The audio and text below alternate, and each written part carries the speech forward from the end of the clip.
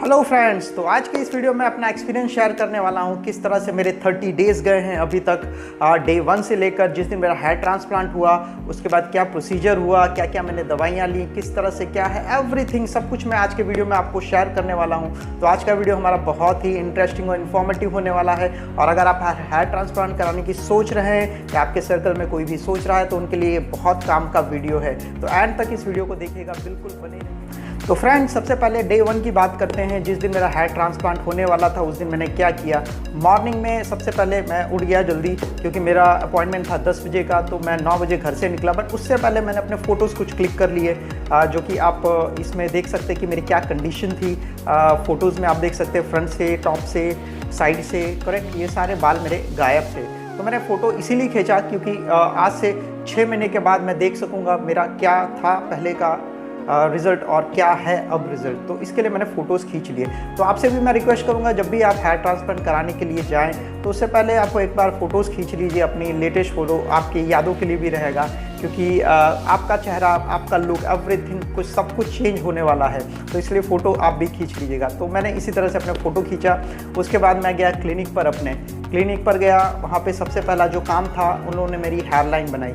Hair line में मुझे जो रिक्वायरमेंट था, मैंने सोचा था कि टेम्पल थोड़ा और एग्रेसिव बनवाऊँगा अपना, क्योंकि मैंने कुछ एक फ़ोटोज़ देखा था तो वहाँ पे टेम्पल्स काफ़ी एग्रेसिव थे। तो मैं सोचा कि इस तरह से मैं बनवाता हूँ। मैं डॉक्टर को बताया कि भाई इस तरह से आप मेरा बना के दीजिए। तो डॉक्टर ने देखा जिस तरह से मेरा चेहरा है तो उस हिसाब से वो सूट नहीं हो रहा था। तो उन्होंने टेम्पल अपने हिसाब से डिज़ाइन किया और फिर मुझे बताया कि आप ये देखिए। तो मुझे लगा ठीक है, डॉक्टर से बहस करना ज़्यादा ठीक नहीं है, बट वो भी लुक अच्छा आ रहा था जिस हिसाब से उन्होंने हेयरलाइन ड्रॉ किया। बोला ठीक है, कोई बात नहीं, हाँ चलेगा, आप मेरी हेयरलाइन जो भी आपने बनाई है मुझे मंजूर है, आप स्टार्ट करिए प्रोसीजर। तो उसके बाद फिर मेरा ट्रिमिंग हुआ। ये सारे बाल जितने थे वो सब ट्रिम करके निकाल दिए गए। फिर उसके बाद फिर सर्जरी रूम में गए, एनेस्थीसिया दिया गया, लोकल एनेस्थीसिया यहाँ पे सारा कुछ। उसका डोनर एरिया से मेरे बाल निकाले गए, पिक किया गया। उसके बाद जो भी बाल पिक किए गए थे डोनर एरिया से उसको फिर इम्प्लांट किया गया। जो मेरा बॉल्डनेस लेवल था ऑलमोस्ट लेवल 5 के आसपास पहुंच गया था। तो यहाँ पे फ्रंट में, यहाँ पे फिर टॉप में, क्राउन एरिया में, यहाँ पे सारा कुछ मेरा इम्प्लांट किया गया मेरे डोनर एरिया से बालों को निकाल कर। तो इस तरह से ये मेरा फर्स्ट डे रहा जब मेरी सर्जरी हुई। उसके बाद जहाँ पे डोनर एरिया था वहाँ पे पट्टी लगाई गई थी। तो इस तरह से ये मेरा फर्स्ट डे। हाँ, एक और ज़रूरी बात मैं आपसे वो बताना भूल गया, तो मैं बता देता हूँ आपको कि आप जब भी जाएँ हेयर ट्रांसप्लांट कराने के लिए उस समय आपको टी शर्ट नहीं पहननी है, शर्ट पहन के ही जाना। बिकॉज अगर टी शर्ट पहनते हैं तो निकालने में बहुत तकलीफ होगी। जो भी आपके इम्प्लांटेड हेयर्स हैं, ट्रांसप्लांटेड हेयर्स, उनको फिर डैमेज होने का चांसेस, तो शर्ट ही पहनना है आपको। उसके बाद शाम की मैं बात करता हूँ। फिर मैं अपने घर आया, बट मैंने कैब कर ली थी बिकॉज़ बाइक पे आना पॉसिबल नहीं था। सर्जिकल कैप दी थी मुझे लगाने के लिए, तो सर्जिकल कैप लगाई मैंने और कैब किया, टैक्सी की, और उसके बाद मैं घर आ गया। तो अब बात करते हैं फर्स्ट डे की, एंड ऑफ द डे। खाना खाया, उसके बाद फिर सोने की बारी है। अब सोने में बहुत ध्यान रखना पड़ता है बिकॉज फर्स्ट 48 आवर्स जो भी इम्प्लांटेड हेयर्स हैं हमारे, उसको है ना जड़ पकड़ने में 48 आवर्स लगता है।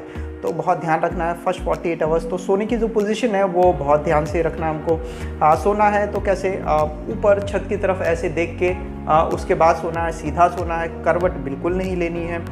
तो इससे बचने के लिए आप क्या कर सकते हैं कि आप जब भी सोएं तो उसके आसपास में पिलो रख दीजिए। एक right hand side, left hand side आप पिलो रख दीजिए और स्ट्रेट सोइए, बिल्कुल भी करवट नहीं लेना है। तो स्टार्टिंग के एटलीस्ट 2 दिन 3 दिन आपको इसी तरह से सोना रहेगा। राइट, तो ऐसे ही मेरे 2-3 दिन निकल गए। इसी दौरान मुझे सेलाइन स्प्रे दिया गया था। तो सेलाइन स्प्रे मैं छाटता रहा था अपने बालों पे, जहाँ पे भी ट्रांसप्लांट किया है, हर 30 मिनट पे सेलाइन स्प्रे छाटना रहेगा। तो थर्ड डे ये मेरा कंप्लीट हुआ। फिर मैं गया अपने क्लिनिक पर फिर से। उन्होंने फिर मेरा जो ड्रेसिंग था पीछे का वो निकाला, एंड उसके बाद फिर एक क्रीम होती है जो मुझे दी थी, नियोस्प्रिन, तो वो लगानी रहती है। क्रीम भी लगाने का तरीका है, आपको ऊपर से नीचे नहीं लगाना है, ऐसे नहीं लगाना है। क्रीम जो लगाएंगे आप डोनर एरिया में, नीचे से ऊपर तक ऐसे करके उल्टी दिशा में लगाना है। इससे फ़ायदा क्या होगा कि जो घाव हैं जो पीछे आपके डोनर एरिया में वो भरेंगे अच्छी तरह से। तो इस तरह से आपको क्रीम लगाना है। इसके अलावा जो भी नॉर्मल मेडिसिन दी थी डॉक्टर्स ने, एंटीबायोटिक्स वगैरह है, सूजन ना है उसके लिए भी मेडिसिन थी, तो वो सारा कुछ मैं ले रहा था। एंड थर्ड डे के बाद हल्की सी सूजन आई थी, बहुत ज़्यादा नहीं थी मुझे, तो नॉर्मल सूजन आई हुई थी मेरी। तो इस तरह से मेरे 3-4 दिन ये कंप्लीट हो गए। उसके बाद 7th डे आया मेरा। 7th डे पे मुझे पता था कि मुझे कल मतलब 8th डे पे जाना है क्लिनिक पे अपना जो हेड वॉश है वो कराने के लिए। तो 7th डे पे मैंने क्या किया कि रात को कोकोनट ऑयल अपने सर पे लगा लिया, जहाँ जहाँ भी क्लॉटिंग था मेरा एवरीथिंग, वहाँ पे मैंने अपने सर पे ये लगा लिया कोकोनट ऑयल। उसके नेक्स्ट डे मैं गया फिर क्लिनिक पर, फिर मेरा वहाँ पे हेड वॉश हुआ नेक्स्ट डे। तो हेड वॉश का मैंने एक वीडियो ऑलरेडी बनाया हुआ है, मैं अपने आई जो है ऊपर वो लिंक मैं आपको दे दूंगा, अपने डिस्क्रिप्शन में भी डाल दूंगा, आप देख सकते हैं हेड वॉश किस तरह से क्या करना है, वो सारा कुछ मैंने एक्सप्लेन किया हुआ है उस वीडियो के अंदर। तो हेड वॉश होने के बाद फिर मैं आया, फिर घर पर आया अपने, करेक्ट। तो उसके बाद फिर जो 8 डेज़ के बाद जो दवाइयाँ स्टार्ट हुई वो उसके लिए भी मैं बताता हूँ क्या क्या दवाई लेनी है। फॉली हेयर करके है, मल्टीविटामिन कैप्सूल्स वो लेना है। इसके सिवा फिनेस्ट्राइड आता है 1 mg मुझे दिया था डॉक्टर ने, तो वो लेना है। तो वो मैंने स्टार्ट कर दिया अपने ऑलमोस्ट 9 डे से मैंने स्टार्ट कर दिया। लेकिन एक चीज़ का ध्यान रखना, मिनॉक्सिडिल नहीं लगाना है अभी आपको, जब तक आपके क्लॉटिंग वगैरह कंप्लीट पूरी तरह से नहीं निकल जाता हेड वॉश के बाद, तब तक आपको मिनॉक्सिडिल स्टार्ट नहीं करना है। तो 8वां दिन कंप्लीट हुआ, 9वां, 10वां, 11वां, 12, लगभग 13-14 डे के आसपास तक मैंने रोज़ हेड वॉश किया, 8वें दिन से 14वें दिन तक। तो ये जितना भी क्लॉटिंग था मेरा वो निकल गया पूरा। तो उसके बाद फिर मैंने मिनॉक्सिडिल स्टार्ट किया। तो इस तरह से ये मेरे 15 दिन निकले। एंड दवाइयों का भी मैंने एक बनाया हुआ अपना वीडियो, आपको मैं लिंक में आई में दे देता हूँ, आप देख लीजिए, ठीक है। दवाइयों किस तरह से क्या लेना है, क्या करना, वो सारा कुछ मैंने उसमें बताया हुआ है। तो इस तरह से मेरे स्टार्टिंग के 15 दिन निकाले मैंने। तो फ्रेंड्स इस तरह से मेरे 15 डेज़ निकले। एंड उसके बाद 18वां दिन आया, 20वां दिन आया, 20 डे की अगर बात करूँ तो उस दिन से मेरा स्टार्ट हो गया शेडिंग फेज़। शेडिंग फेज़ क्या होता है इसके ऊपर मैंने एक डेडिकेटेड वीडियो बनाया हुआ है, जिसका लिंक मैं आपको डिस्क्रिप्शन में दे दूंगा, और आई साइन है उसमें भी आप जाकर देख सकते हैं। बेसिकली मैं आपको शॉर्ट में समझा देता हूँ। शेडिंग फेज़ में जो भी आपके इम्प्लांटेड हेयर्स हैं, हेयर ट्रांसप्लांट जहाँ जहाँ हुआ है, वो जो बाल लगे हैं वो सब झड़ने स्टार्ट होते हैं। ऐसे ज़रूरी नहीं कि 100% सारे झड़ जाएँ, किसी का 50%, 70%, 80%। मेरा जो अगर बात करूँ तो मेरे ऑलमोस्ट 70 to 80% जितने बाल झड़ गए थे। तो इस तरह से ये मेरा फेस गया, 20 डे हुआ, 25 दिन, 30 दिन हुए, ये इस तरह से मेरा पूरा 1 महीना निकला। अब इसमें और क्या कैरिंग करनी है वो भी मैं आपको बता देता हूँ। सबसे पहले हमको ये ध्यान रखना है कि जैसे बाहर निकलते हैं अपन कहीं, ठीक है, तो आपको है ना कैप पहननी है। बट आप कैप है ना डायरेक्ट मत पहनिए, मैं आपको सजेस्ट करूँगा उसके नीचे रुमाल लगा लीजिए, कॉटन का रुमाल, उसके बाद ऊपर से आप कैप पहन सकते हैं। इनफैक्ट अगर कैप नहीं भी पहनना है तो सिर्फ रुमाल लगा लीजिए कॉटन का, तो भी चलेगा। दूसरा कि आपको हेलमेट नहीं पहनना है।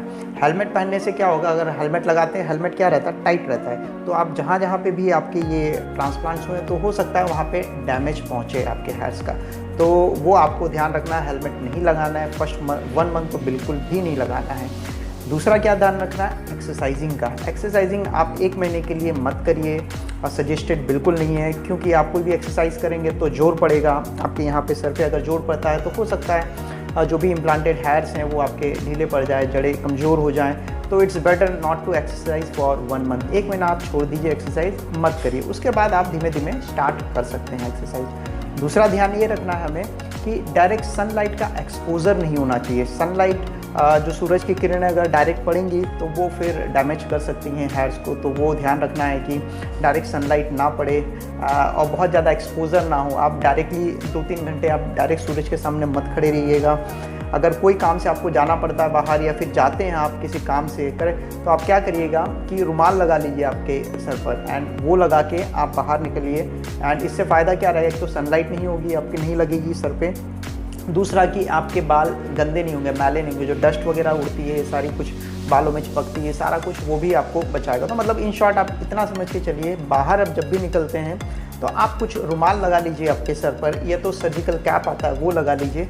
यानी इन शॉर्ट आपको डस्टिंग से बचाना है बालों को अपने, और सनलाइट से बचाना है, डायरेक्ट हेलमेट नहीं लगाना है, एक्सरसाइजिंग फ़िलहाल नहीं करनी है। तो ये सारा कुछ आपको कैरिंग करना पड़ेगा फॉर फर्स्ट 1 मंथ। अगर इतनी आप कैरिंग कर लेते हैं और रेगुलर मेडिसिन लेते हैं, मेडिसिन जो मैंने बताई हैं आपको वो, या डॉक्टर जो आपके सजेस्ट कर रहे हैं वो सारी मेडिसिन आप रेगुलर लेते हैं, तो बिलीव मी, ट्रस्ट मी, आपका रिजल्ट बहुत ही अच्छा आएगा। तो फ्रेंड्स, होप करता हूँ आज का मेरा वीडियो आपको पसंद आया होगा, और पसंद आया है तो इसको लाइक कर दीजिए। एंड मेरे चैनल को अगर अभी तक भी आपने सब्सक्राइब नहीं किया है तो सब्सक्राइब भी करिए। एंड आपके फ्रेंड सर्कल में, रिलेटिव्स में जिन जिन को प्रॉब्लम आपको लग रहा है, आप देखते हैं कि हाँ इनके बाल झड़ रहे हैं या बाल के रिलेटेड प्रॉब्लम से, उनको भी मेरा वीडियो फॉरवर्ड करिए, उनके भी काम आएगा।